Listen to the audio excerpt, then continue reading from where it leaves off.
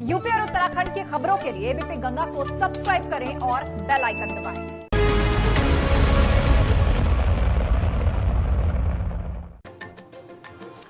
नमस्कार, बहुत बहुत स्वागत है आपका उत्तर मांगे प्रदेश में। मैं हूं आपके साथ प्राची पाराशर। हर रोज दोपहर 3 बजे प्रदेश उत्तर मांगता है, लिहाजा आज का हमारा विषय है जहरीली शराब, जिसने प्रयागराज में एक झटके में 6 लोगों की जिंदगी खत्म कर दी।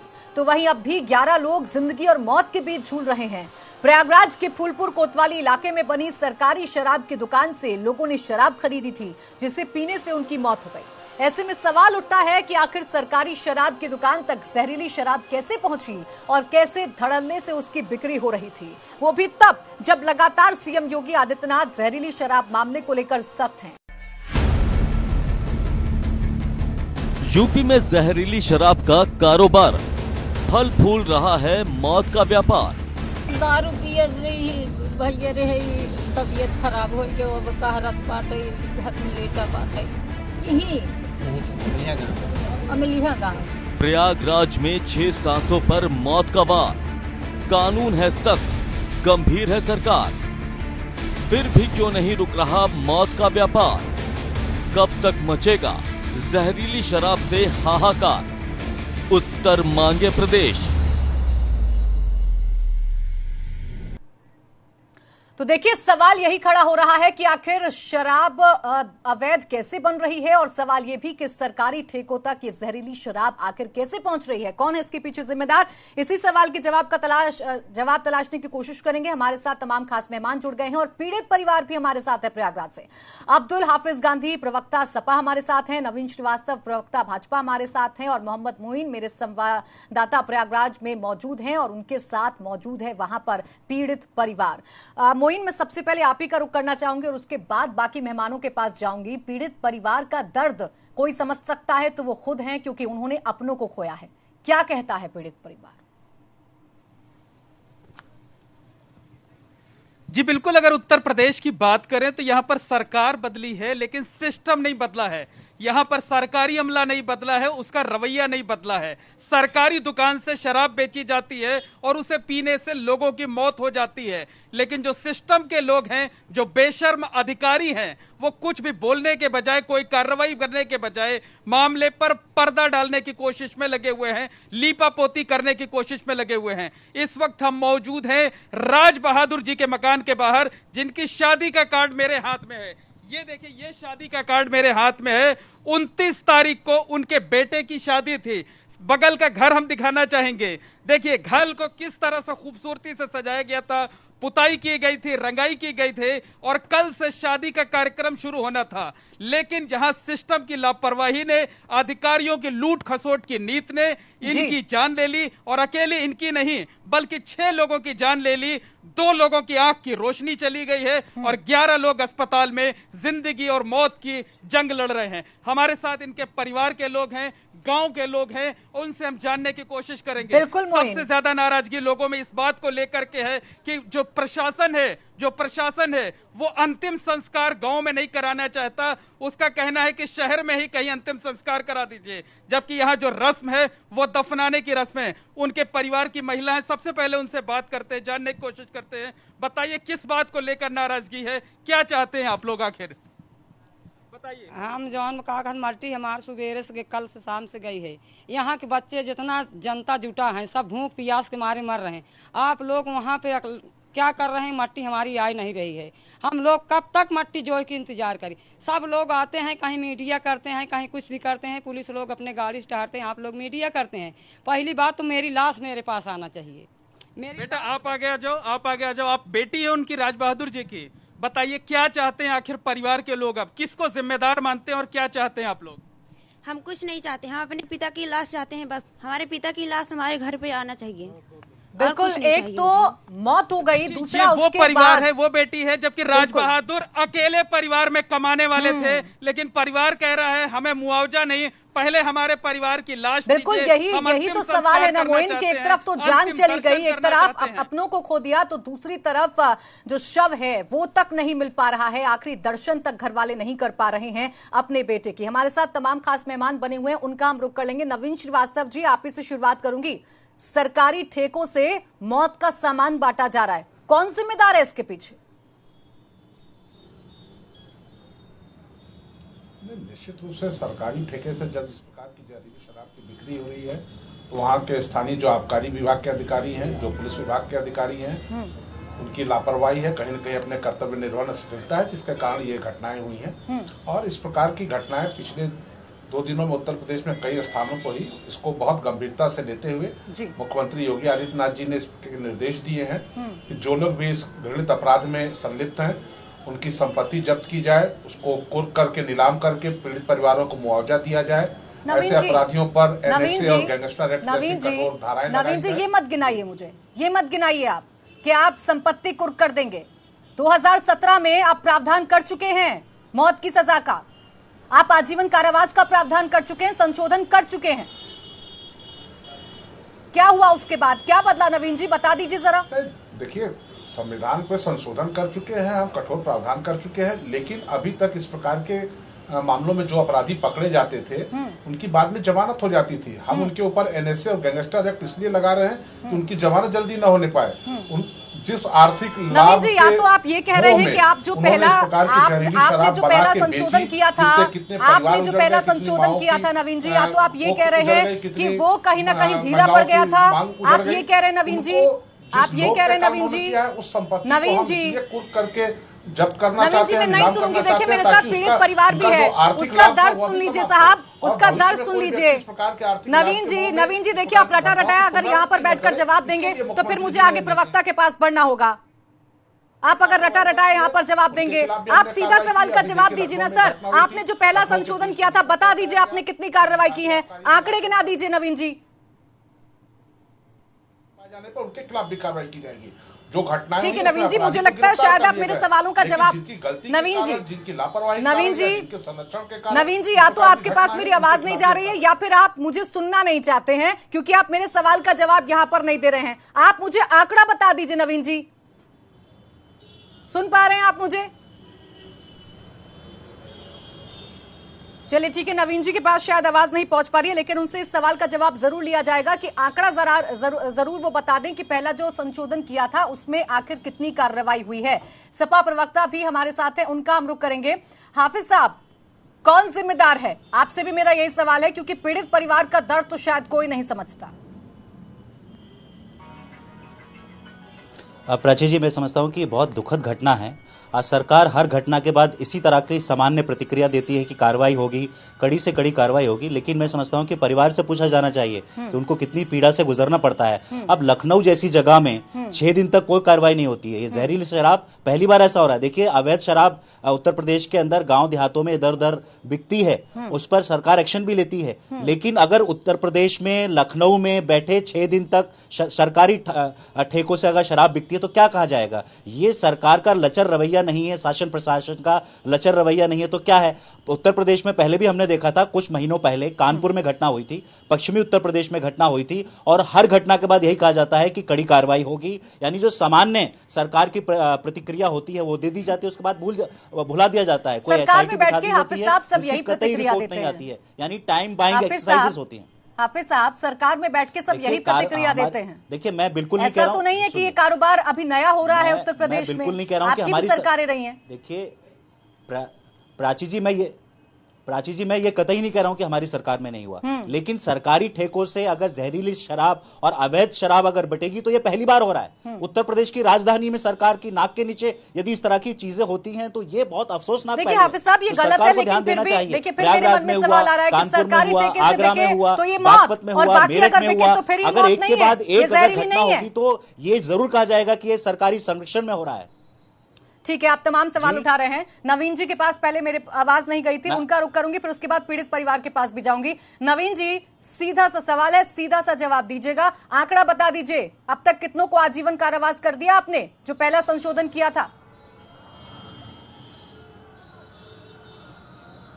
नहीं, देखिए, उत्तर प्रदेश में इस प्रकार की जो घटनाएं हुई उसमें अपराधियों के खिलाफ जो हमने प्रावधान किए उसमें अब तक 23 लोगों को आजीवन कारावास भी हो चुका है, और हमारी पुलिस लगातार इस बात की कोशिश भी कर रही है कि अभियुक्तों के खिलाफ पर्याप्त साक्ष्य इकट्ठे किए जाए ताकि अभियोजन ठीक से हो और उनको नवीन सजा जी करा सके। यानी आप कह रहे हैं कि मुख्यमंत्री अवैध योगी शराब आदित्यनाथ मामले जी ने- में जी। नवीन जी अवैध शराब मामले में आप 23 लोगों को कारावास दे चुके हैं, आजीवन कारावास दे चुके हैं, आप ये कह रहे हैं? जी जी ठीक है, फिर नवीन जी फिर 23 समझा लोगों को दीजिए, आजीवन फिर डर क्यों कारावास नहीं की हो सजा पा रहा है? चुकी है। हम न्यायालय में बहुत सारे मामले, अब तो फिर एक गंभीर सवाल है, नहीं, 23 लोगों को आप देखिए, आजीवन कारावास न्यायालय दे में चुके प्रक्रिया- हैं, उसके बाद सरकारी ठेकों तक की मौत पहुंच जा रही है। नहीं, देखिए, हम सरकार घटनाओं को कैसे रोका जाए इसके लिए जो विभिन्न उपाय करती है, प्रतिरोधात्मक उपाय होते हैं, फिर दंडात्मक होते हैं। हमारी कोशिश पहली यह है कि इस प्रकार की अपराध न हो, जिस कारण से यह अपराध हो रहे उस अपराध के उसके कारण खत्म किए जाए, और अगर कहीं दुर्भाग्यपूर्ण तरीके से कोई घटना होती है तो उनके खिलाफ नवीन जी, मुझे ये कहते हुए दुख हो रहा है, मुझे ये कहते हुए दुख हो रहा है कि आप जितने भी कदम उठा लीजिए, आप कितना भी ढिंडोरा पीट लीजिए, जमीन पर उसका असर होता हुआ नजर नहीं आ रहा है। किसी ने अपना बेटा खो दिया है, किसी ने अपना भाई खो दिया है, किसी ने अपने पिता को खो दिया है। दर्द समझिए मोइन, जिस तरीके से आश्वासन दिया जा रहा है, जिस तरीके से आंकड़े गिनाए जा रहे हैं, क्या वो वाकई में जमीन पर हैं और क्या ये जो पीड़ित परिवार हैं उन्हें वास्ता है इन आंकड़ों से? जी बिल्कुल, अगर प्रयागराज की घटना की बात करें तो यहाँ जो अफसरान हैं वो पीड़ित परिवार को कोई मरहम लगाने के बजाय डरा रहे हैं, दबाव बना रहे हैं। उनको अंतिम संस्कार के लिए उनके परिवार वालों को शव तक नहीं दे रहे हैं। कह रहे हैं शहर में ही कहीं अंतिम संस्कार कर लीजिए, गांव ले जाने की इजाजत नहीं दी जाएगी। 24 घंटे से ज्यादा का वक्त हो चुका है, अभी तक एक कार्रवाई नहीं हुई है। अभी तक आबकारी विभाग के इंस्पेक्टर को निलंबित नहीं किया गया है। अभी तक हल्के के दरोगा और एसएचओ को निलंबित नहीं किया गया है। अभी तक लेखपाल और एसडीएम को निलंबित नहीं किया गया है। आखिर सरकारी दुकान पर अगर अवैध शराब बिक रही थी तो उसके लिए कोई तो जिम्मेदार होगा, कोई तो उसकी रिस्पॉन्सिबिलिटी लेगा। हमारे साथ फिर से गांव के तमाम लोग हैं, पीड़ित परिवार के लोग हैं, हम उनसे बात करेंगे और जानने की कोशिश करेंगे आखिर क्या चाहते हैं आप लोग, किसे जिम्मेदार मानते हैं। कम से कम प्रशासन से ये मांग है कि पीड़ित परिवार को डेड बॉडी सौंपी जाए। और आप अभी आपके सामने महिला जो वो हैं औरत लेडीज, उन्होंने मांग की है कि कम से कम अंतिम दर्शन के लिए तो हमको 100 हमारे हवाले किया जाए। आप देख रहे हैं कार्ड पे बाबा साहब भीमराव अम्बेडकर का छपा, जिन्होंने संविधान दिया है। क्या संविधान में लोकतंत्र के अधिकारों का ऐसे ही आम आदमी का हनन किया? क्या लगता है आपको, आप तो इलाके के ग्राम प्रधान हैं, क्या लगता है कि बिना प्रशासन की मिली भगत के इस तरह से सरकारी दुकान पर अवैध शराब बिक सकती है? नहीं, इसमें तो खैर लापरवाही है, स्थानीय प्रशासन की लापरवाही है। क्या कहना, क्या चाहते हैं आखिर गांव के लोग? सर कल चारों जिलों के डीएम आए थे मगर कुछ नहीं किए। बोले कि कल तुमको लाश मिल जाएगी, मगर हमारे परिवार को अभी तक लाश नहीं मिले। सारे आश्वासन दे मगर कुछ कोई नहीं कर रहा है। कल से हमारे सर पे हमारे नाथ रहे, हम उनके रिश्तेदार भी हैं मगर कोई कुछ नहीं कर रहा। चारों एसडीएम सब लोग मगर सिर्फ आश्वासन दे रहे। अब बोले कि सुबह तुमको डेड बॉडी मिल जाए, मगर अभी तक मिली नहीं। हमको सिर्फ यही आश्वासन दे रहे हैं बस। हमको चाहते हैं हमारे परिजन की लाश मिल जाए और हमारे छः जो हमारे रिश्तेदार के लड़के हैं उनको कुछ धनराशि मिले, जो कि उनकी शादी विवाह में भी छोटे छोटे पढ़ाई लिखाई कैसे होगी। बिल्कुल साफ तौर पर समझा जा सकता है प्राची की जो राज बहादुर जिनके घर के बाहर हम मौजूद हैं, परिवार में उनकी विधवा हैं, 8 बच्चे हैं, 4 लड़कियां हैं, 4 बच्चे हैं, छोटे बच्चे हैं, लड़कियां हैं, वो शहर तक नहीं जा सकती हैं और उनकी इच्छा है कि अंतिम दर्शन जरूर कर सकें। लेकिन जो सरकारी अमला है, जो प्रशासनिक अधिकारी हैं, वो डेड बॉडी गांव भेजने को तैयार नहीं है। मोइन, और ये जो आंसू है ना, ये जो रुंधा हुआ गला है, ये सवाल पूछ रहा है चीख चीख कर सिस्टम से कि हमारा कसूर क्या है साहब, हमें कम से कम हमारे अपनों का शव तो दे दीजिए, अंतिम संस्कार तो करने दीजिए। हाफिज साहब आऊंगी आपके पास। इस बीच एक और खास मेहमान एसपी सिंह, अध्यक्ष यूपी वाइन एसोसिएशन, हमारे साथ जुड़ गए हैं, उनके पास में जाऊं, लेकिन उससे पहले एक छोटा सा ब्रेक ले रही हूं। ब्रेक से जब वापस लौटेंगे तो इसी सवाल का जवाब लेंगे कि जिम्मेदार कौन है और कब ठोस कदम उठेंगे।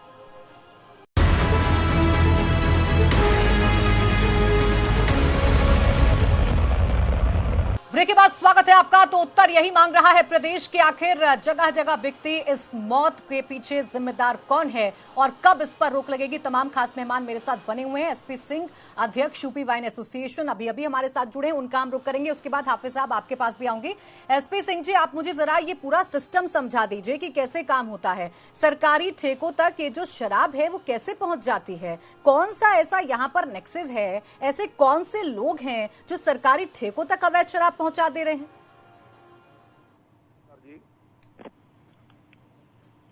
हेलो जी, एसपी सिंह जी आवाज आ रही है? जी नमस्कार, मैं एसपी सिंह। पहले तो आपकी बात का मैं उत्तर देना चाहता हूँ जी। जब कोई हादसा हो जाता है तो शासन प्रशासन सबके ऊपर, हम लोग ऊपर सारा बातचीत जो ठीकरा पूरा ठोक दिया जाता है। ये जो शराब जो है ऑलरेडी यहाँ बंथरा जो केस हुआ है उसमें एक ठेकेदार 19 साल से बेच रहा था। तो जो आदमी वहां पे लेनदार है, जो खरीदार आता है, उसको नहीं पता कि ये गलत माल यहाँ से बेचा जा रहा है। दिन और रात जो माल बेचा जाता है, सिविक सेंस उनको भी तो इस्तेमाल करना चाहिए, उनको कंप्लेंट करनी चाहिए। थ्रू आउट पूरी रात वो आदमी बेचता था, उसके ऊपर नकेल पहले क्यों नहीं कसी गई? ये तो हादसा हो गया तो पता लगा कि ये जो है ऐसा मामला चल रहा है। हादसे से पहले क्यों नहीं अवेयरनेस होती है? इंसान, गांव का आदमी क्यों वहां से खरीद रहा था?